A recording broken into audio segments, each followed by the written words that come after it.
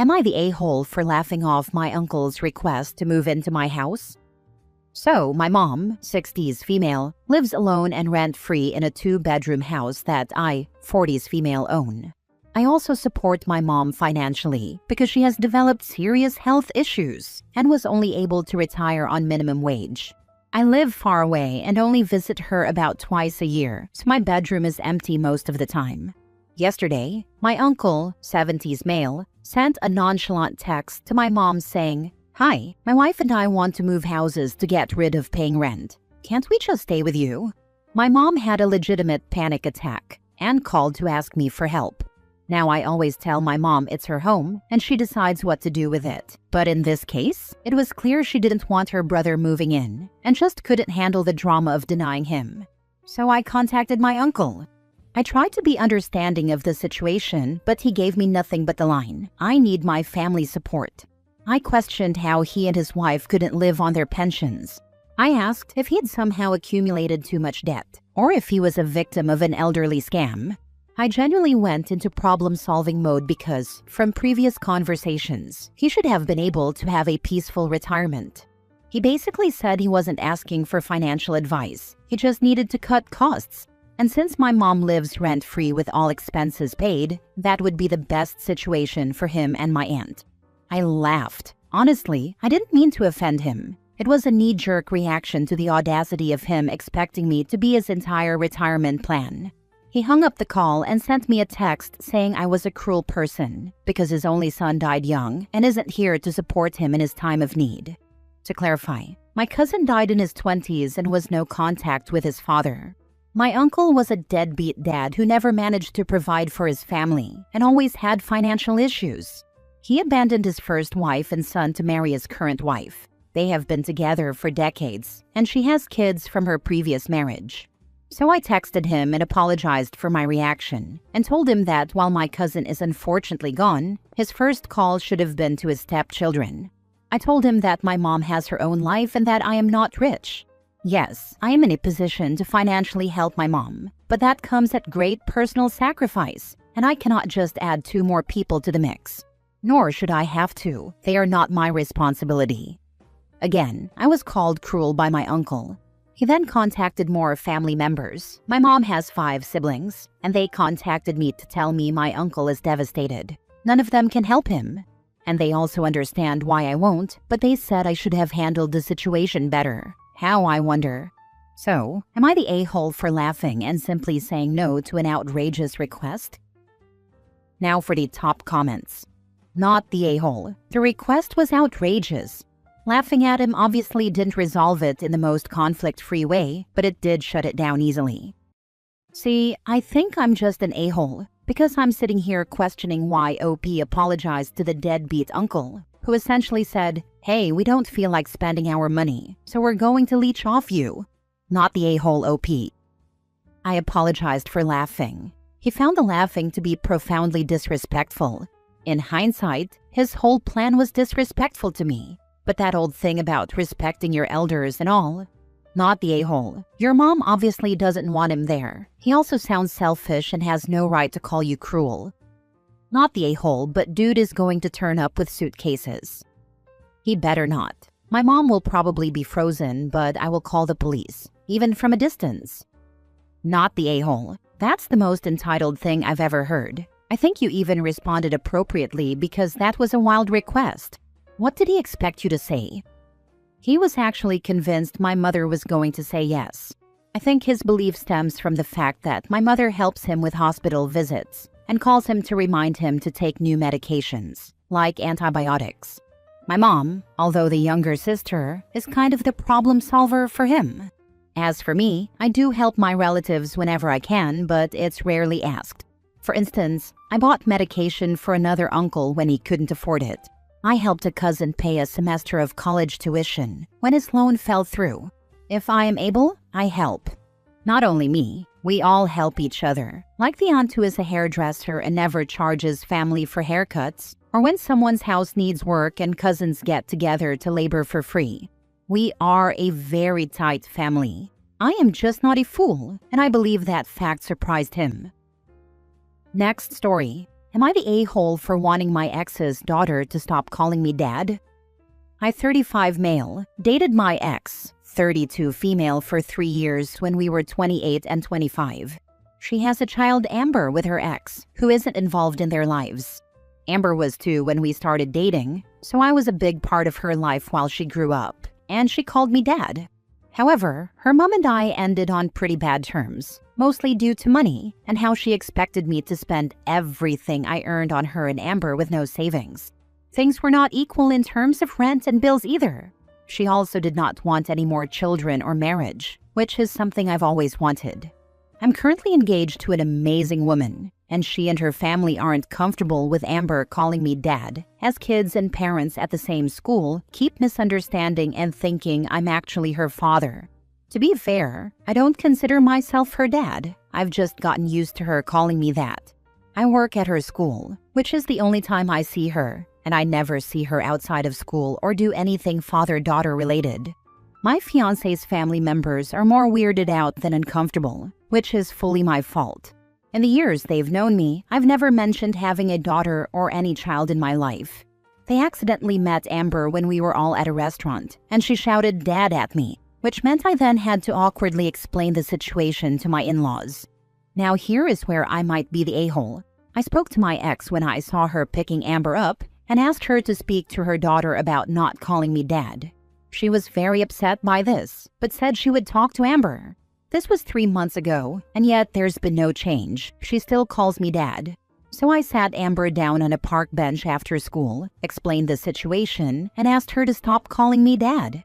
She burst into uncontrollable tears, and my ex, who came to pick her up, shouted at me and berated me, saying I should just let Amber call me dad, since that's all she's ever known. Am I the a-hole?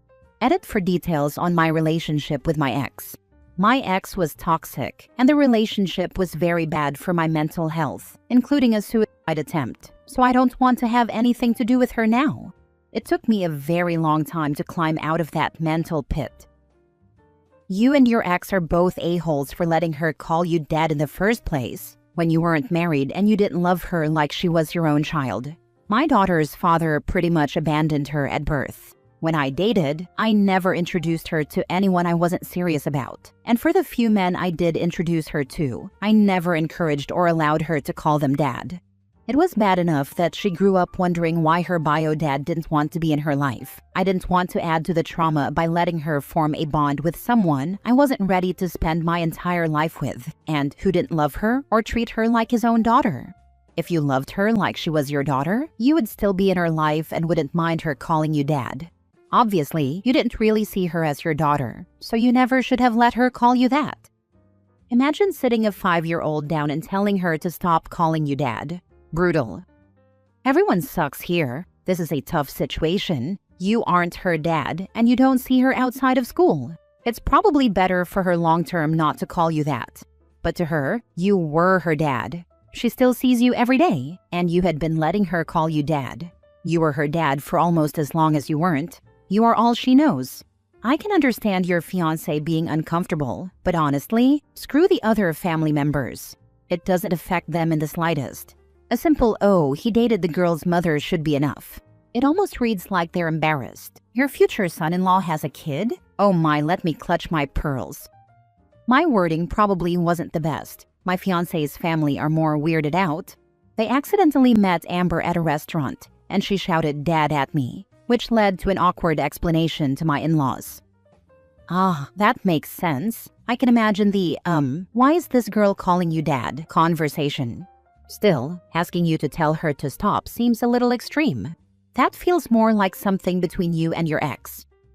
It wasn't their specific request. My fiancé and I talked about it and came to the conclusion that it was best for everyone.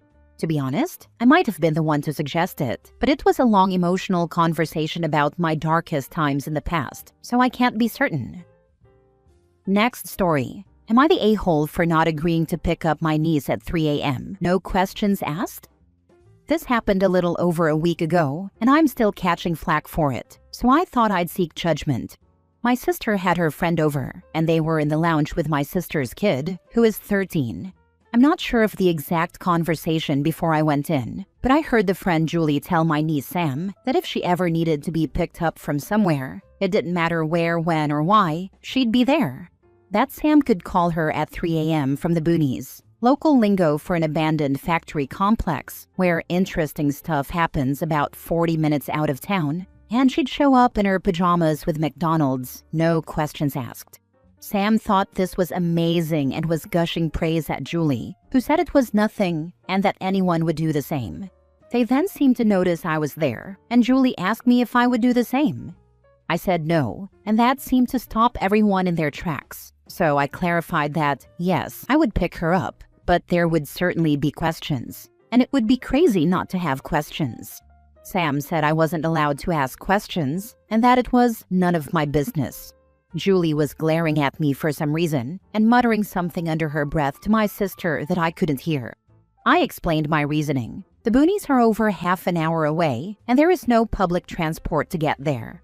If Sam was at the boonies at 3 a.m. and discounting the fact that she shouldn't be there, she wouldn't have gone alone. So there's another child to consider.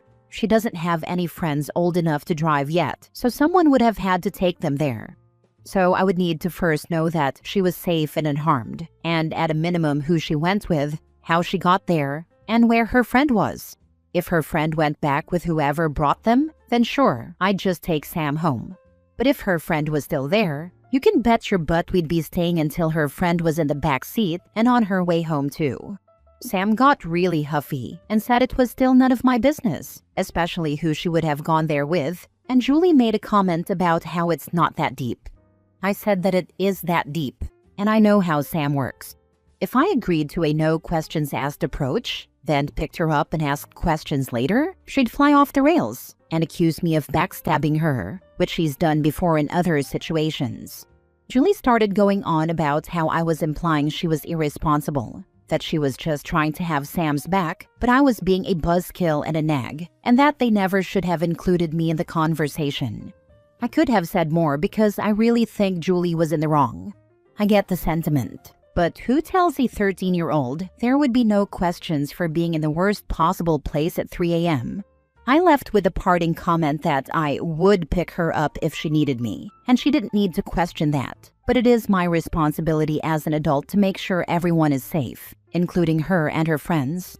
Now I've been bombarded by people online, and some in real life, telling me I'm a crap person for not agreeing to save my niece when she's in trouble, and that I'm never going to be the fun aunt or have my niece's trust again. Some people are on the fence but think I'm more wrong than not, and that I got hooked on one specific scenario when it was just meant to be a blanket I'll be there for you thing. Kids are literal, especially Sam. I honestly don't see how I'm in the wrong, but every adult seems to think I am, so I'm after second opinions from people disconnected from the situation. So, am I the a-hole? My mom always said I could phone her whenever and wherever, and she'd drop everything to come get me if I needed it, especially if I was drunk and alone. She never said there wouldn't be questions, but she promised I wouldn't get into trouble for calling or asking, and that she wouldn't make me feel guilty for it. Not the a-hole. Some questions need to be answered, especially when safety is concerned. Others, like the why and what were you thinking questions, can wait until morning in a safe environment. Exactly what I've told my teen. He won't get into trouble for it, but there will be a discussion later. And the first question when he gets into the car is whether his friends are there and also need a safe ride home. This is the part people keep skipping. No questions asked is how you accidentally enable risky behavior. A better promise is, call me anytime, I'll come get you, you're safe, and we'll talk later. And yeah, if there's a friend involved, I'm not driving off while another kid is still out there. The mother is trying too hard to be cool. The there at 3 a.m. with McDonald's gave it away. I bet that kid doesn't get much discipline in general. That was Julie, the friend, who made the McDonald's comment. There used to be deserved discipline and gentle nudges toward better habits when Sam was younger, but now my sister is, letting her be her own person and discover what it means to be a functioning human. So she's kind of doing her own thing. I won't say I agree with it or really understand it, but she's not my kid, so I leave it be. Last story. Am I the a-hole for making my wife ride in the back seat because she couldn't stop distracting me? This happened over the holidays, and my wife is still upset with me about it. Our family went to visit my in-laws for New Year's. It's about a 3 to 4 hour drive, mostly highway, but it takes us through 2 metro areas with pretty significant traffic. My wife, 37 female, gets nervous about driving in traffic, so I always drive when we visit her family. She also tends to get car sick on longer drives and needs to sit in the front seat to help ease it. She has tried taking Dramamine in the past, but she's had an allergic reaction to it, so she doesn't take it anymore. I love my wife with all my heart, but she is not good at sitting shotgun. She makes huge reactions to any change in traffic, grabbing the handle, putting her hand on the dash, gasping, telling me to watch out, etc. It's not like I'm an aggressive or risky driver. I've never gotten a speeding ticket or been in an accident. But if there's a car half a mile ahead of us that puts on their brakes, she freaks out and acts like we're all about to die. It's incredibly distracting. I've talked to her multiple times about how her reactions actually make it more difficult for me to concentrate on driving, but she says she can't control herself because she's nervous in traffic. On the way to her family's place, she sat up front with me, and traffic was pretty bad. Lots of slowdowns due to weather conditions and, in general, just slow going. But I've been driving in cold weather my whole life and know how to control my speed and give lots of extra space to surrounding cars. I understand that you can't control anyone else on the road and that accidents happen, but I do everything in my control to keep my car and the people inside safe. The entire drive my wife was on edge, making all the reactions I mentioned. It's very distracting to have someone next to you doing that while you're driving. I mentioned this to my wife numerous times during the drive, and she always deflected blame onto me for the way I was driving. When we were getting ready to head home, I told my wife she needed to sit in the back, and our 14-year-old son would sit up front with me. I told her it was either that, or she could drive us home. She got upset with me and started giving excuses about her car sickness. I told her to take some NyQuil or something else to help her sleep, but she refused and told me I was being a jerk. I told her she could drive instead, and she refused that too. Eventually, she reluctantly got in the back seat with our 11-year-old daughter. The ride home was much easier traffic-wise, and my wife sat pretty much silent in the back seat the entire time, pouting. When we got home, she told me that she felt ill the entire drive, but didn't say anything because she didn't want to make a big deal out of anything. She told me I humiliated her by making her sit in the back and that I should be more considerate of her feelings. Your feelings matter, but you proved on the way home that you can control your actions, which is what I'm asking you to do. My request is not about feelings, but actions that make us unsafe. Unpopular opinion, you're the a-hole for treating her like a child in front of your children, not for asking her to sit in the back. It sounds like she wasn't given a chance to control her reactions first. Your reactions make it really hard for me to drive safely. If you're not able to control your reactions, it would help me a lot if you sit in the back. Then give her a chance to control herself, knowing ahead of time that you'll pull over so she can sit in the back if she doesn't. It sounds like this is something you've been dealing with for 15+ years. What was different this time? Kind of a last straw thing. I've tried talking to her multiple times and that's gotten nowhere. Like you said, 15+ years of this is plenty of chances for her to control herself.